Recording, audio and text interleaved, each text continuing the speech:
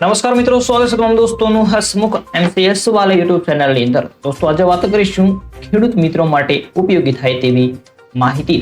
હવે ખેડૂતો વેચી શકશે પોતાનો માલ પોતાની રીતે. તમારી મિત્રો વચ્ચે કોઈ માણસની અથવા તો વસેટિયાઓની જરૂર નહીં પડે, કોઈ દલાલની જરૂર નહીં પડે. તમે તમારી રીતે તમારા ભાવે તમારો માલ છે ડાયરેક્ટ ગ્રાહકોને વેચી શકશો. એની આપણે વાત કરીશું તો વસેટિયા વગર ખેડૂતો વેચી શકશે પોતાનો માલ. સરકારે આ પોર્ટલ છે આવી રીતે કરશે મદદ, તેની શરૂઆત કરી દીધી છે. આ પોર્ટલનું નામ છે ઈ-નેમ. એપ્લિકેશન દ્વારા ખેડૂતોને ડિજિટલ ટેકનોલોજી સાથે જોડવામાં આવશે. આ માટે રાજકોટની અંદર એક મોટો સેમિનાર યોજાયો હતો. તેની અંદર આ ઈ-નેમ જે પોર્ટલ લોન્ચ કરવામાં આવ્યું છે તેની વાત કરવામાં આવી હતી. આ એપ્લિકેશનથી ખેડૂતો ડાયરેક્ટ પાક છે તેનું વેચાણ કરી શકે છે અને સારા ભાવ મેળવી શકશે. ઇન્ટરનેશનલ એગ્રીકલ્ચર એપ્લિકેશન જે વેપારીઓ અને ખેડૂતોને જોડે તે માટે ભારત સરકાર દ્વારા આ એપ્લિકેશનનું નિર્માણ કરવામાં આવ્યું છે. ત્યાર પછી દોસ્તો જોઈએ તો કઈ એપ્લિકેશન દ્વારા ખેડૂતો પોતાનો માલ છે ડાયરેક્ટ ઓનલાઈન એપ્લિકેશન દ્વારા છે તે વેચી શકશે.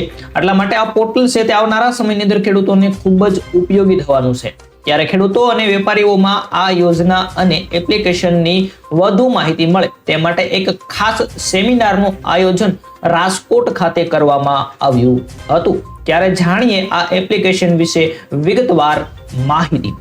સરકારનો પ્રયાસ છે ખેડૂતોને ડિજિટલ ટેકનોલોજી સાથે જોડવાનો અને ઈ-નેમ એટલે કે નેશનલ એગ્રીકલ્ચર માર્કેટ એપ, જેના દ્વારા વેપારીઓ અને ખેડૂતોને જોડવામાં આવી રહ્યા છે. વચ્ચે કોઈ પણ વ્યક્તિની જરૂર પડશે નહીં. આ યોજના દ્વારા ખેડૂતોને તેમના પાકનું ઓનલાઈન વેચાણ કરી શકશે, જેથી તેઓને વધુ સારા ભાવ મળી શકે અને તેમને બજારોની મુલાકાત લેવાની જરૂર નહીં પડે.